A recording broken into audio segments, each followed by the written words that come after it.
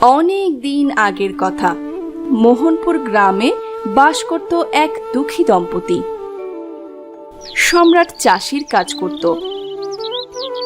জমিতে যা ফসল ফলাতো তাতে সম্রাটের নুন আনতে পান্তা ফুরানোর মতো অবস্থা।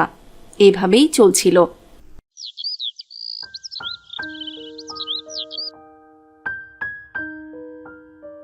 কই গো গিন্নি, আমাকে এক গ্লাস পানি দাও দেখি। দিচ্ছি গো।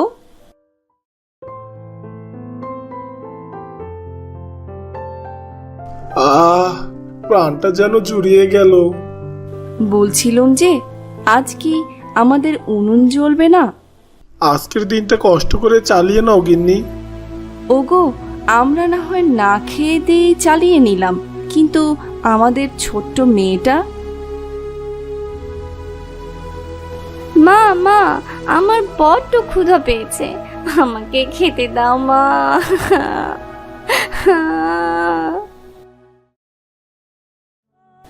কাঁদিস নে মা, আমি দেখছি তোর জন্য খাবারের সন্ধান করতে পারি কিনা। বেলা যে ডুবে যায়, তুমি এখন কোথায় চললে? তুমি চিন্তা করো নি গিন্নি, আমি কিছু একটা ব্যবস্থা করে তবেই ফিরবো। বলেই সম্রাট গায়ের পথ ধরে হাঁটা শুরু করে।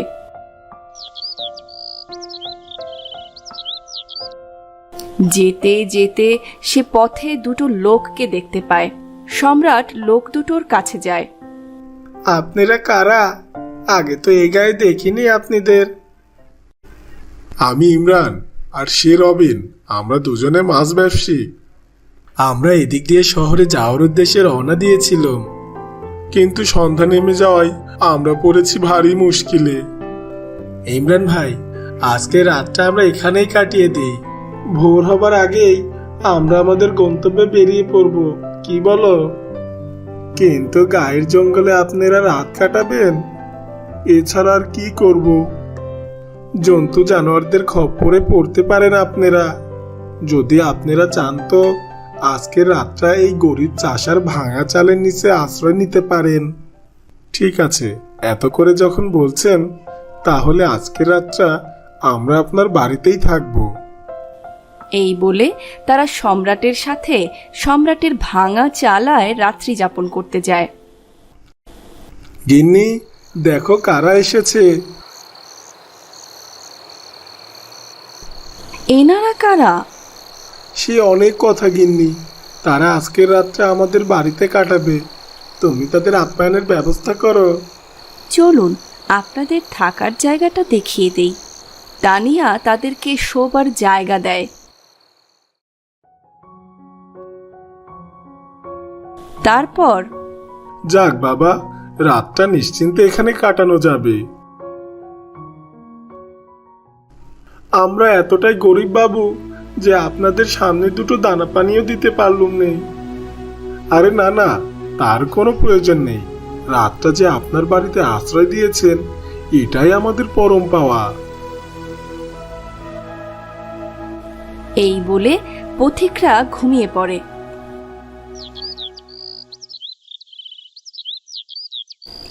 পরের দিন সকালে পথিকরা চলে যাওয়ার সময় সম্রাটকে কিছু মাছ উপহার দিয়ে যায়। এই মাছগুলো রাখো ভাইয়া, মাছগুলো বাজারে বিক্রি করলে যা টাকা পাবে তাতে কদিন তোমাদের আরামেই চলে যাবে। এসবের আবার কি দরকার ছিল বাবু? তারপর ইমরান ও রবিন চলে যায় তাদের নিজ গন্তব্যে।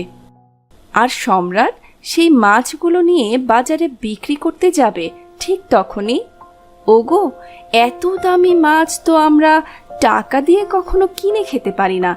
তাই বলছিলাম, যদি কিছু মাছ রেখে যেতে। হ্যাঁ গিন্নি, ঠিকই বলেছ। কটা মাছ আমাদের মেয়েটার জন্য রেখে দাও। দাও দাও।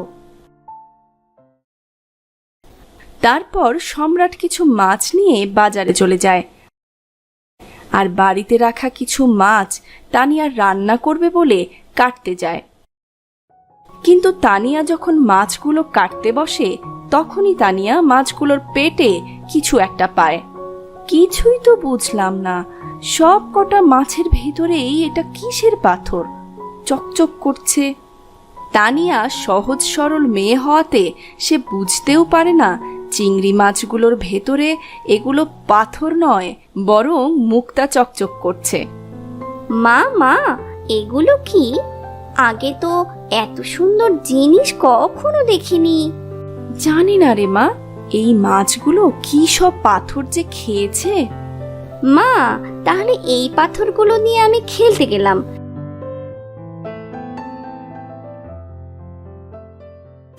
বলেই তাদের মেয়ে সেই মুক্তাগুলো নিয়ে উঠানের কোণে বসে খেলা করতে থাকে। ওদিকে তানিয়া যতগুলোই চিংড়ি কাটে না কেন, সবগুলোর ভেতর থেকেই মুক্তা বেরোতে থাকে। তা দেখে তানিয়া কিছুটা ঘাবড়ে যায়। তাই তানিয়া কিছু চিংড়ি না কেটে একটা পানি ভর্তি হাঁড়িতে চিংড়িগুলো ছেড়ে দেয়। তার কিছুক্ষণ পর সম্রাট বাজার থেকে ফেরে। আরে আরে, এগুলো তো মুক্তা। তুই এগুলো কোথায় পেয়েছিস মা? বাবা, এগুলো তো ওই চিংড়িগুলোর পেটের ভেতরে ছিল। কি যে আবল তাবল বকছিস না। বলেই মুক্তাগুলো হাতে নিয়ে তানিয়ার কাছে যায়। তারপর তানিয়াকে জিজ্ঞেস করতেই তানিয়া সম্রাটকে সবটা খুলে বলে। এ কি অদ্ভুত কথা বলছো গিন্নি, দাঁড়াও তো আমি একবার দেখি। তারপর সম্রাট হাড়ি থেকে একটা চিংড়ি নিয়ে দুভাগ করে। তারপর সে দেখে এই চিংড়ির পেট থেকেও একটা মুক্তা ঝরে পড়ে। তাই দেখে তো সম্রাট মহা খুশি। গিন্নি, গিন্নি গো, আমাদের ভাগ্য খুলে গেছে। তুমি কি পাগল হয়ে গেলে নাকি? কি সব বকছো? না গিন্নি, আমি একদম ঠিক আছি। যা বলছি শোনো, তুমি হাড়িটা নিয়ে আমার সঙ্গে এসো তো। তারপর তানিয়া সম্রাটের কথা মতো চিংড়ির হাড়িটা হাতে নিয়ে সম্রাটের সঙ্গে যায়। তারপর গর্ত দিয়ে কি হবে? এইবার এই গর্তে পানি দাও গিন্নি।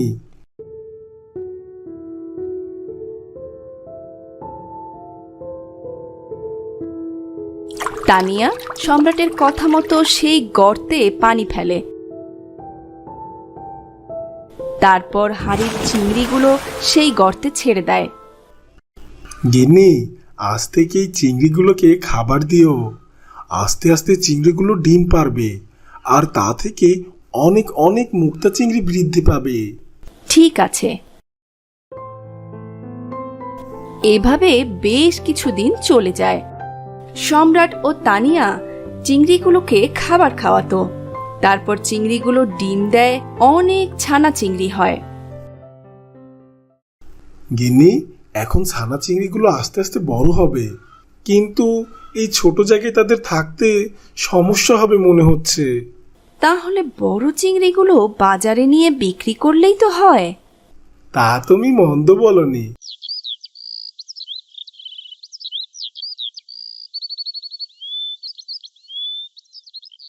তারপর থেকে সম্রাট প্রতিদিন একটা করে চিংড়ি উঠাতো, আর চিংড়ির পেট থেকে মুক্তা বের করে নিয়ে চিংড়ি ও মুক্তা বাজারে বিক্রি করত।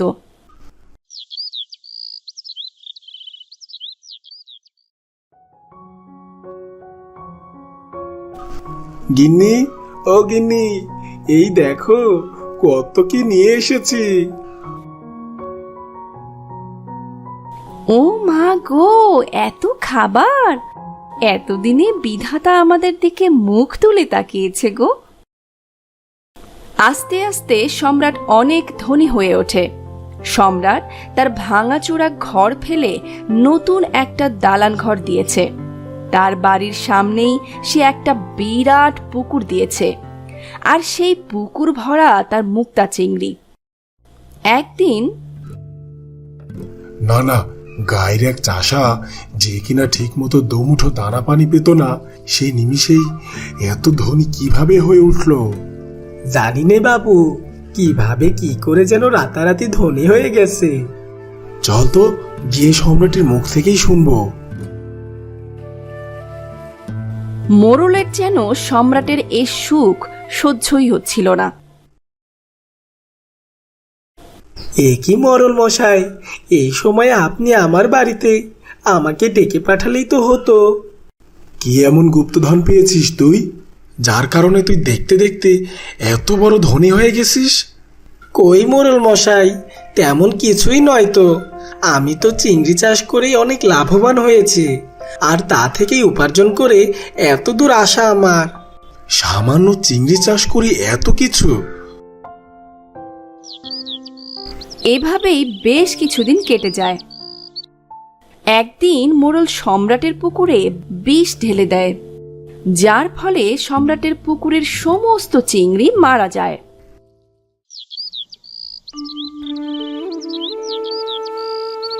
হাই বিধাতা, এ আমার কি সর্বনাশ হয়ে গেল! আমার সব চিংড়িগুলো এভাবে মারা গেল কি করে? আমার তো আর কিছুই ধরা থাকলো না। ওদিকে মোড়ল সম্রাটের চিংড়িগুলো মেরে ফেলে তো মহা খুশিতে দিন কাটাচ্ছে। দেখতে দেখতে বেশ কিছুদিন কেটে যায়। সম্রাট রোজ তার পুকুরে গিয়ে চিংড়িগুলোর জন্য আফসোস করত আর কাঁদত। ঠিক তেমনই একদিন সে পুকুরে বসে কাঁদছিল, আর তখনই পুকুর থেকে একটা ইয়া বড় চিংড়ি উঠে আসে। এ কি, তুমি কাঁদছো কেন? কে কে তুমি? আমি চিংড়ি গো, চিংড়ি। পানির তলায় আমার বাস। আমি এবারে মোড়লের করব সর্বনাশ। তুমি মরলের সর্বনাশ কেন করবে? হিংসুটে ওই মোড়ল পুকুরে দিল বিষ, সব চিংড়ি মরে পানির তলায় রইলাম মোরা তৃষ। কি বলছো তুমি? তাহলে মোরল ইচ্ছা করে পুকুরে বিষ দিয়েছে? হ্যাঁ, সে কি আর বলতে। তাহলে এখন আমি কি করব? শোনো তবে দিয়ে মন, খেতে দিও পুকুরে সারাক্ষণ। পুকুর তলায় দিলে ডুব, পাবে অনেক মুক্তা ঝিনুক। ঠিক আছে তবে। তারপর থেকে সম্রাট তার পুকুরকে খেতে দিত, এবং সে প্রতিদিন গোসলের সময় পুকুরে ডুব দিত আর ঝিনুকের ভেতর থেকে মুক্তা নিয়ে আসতো।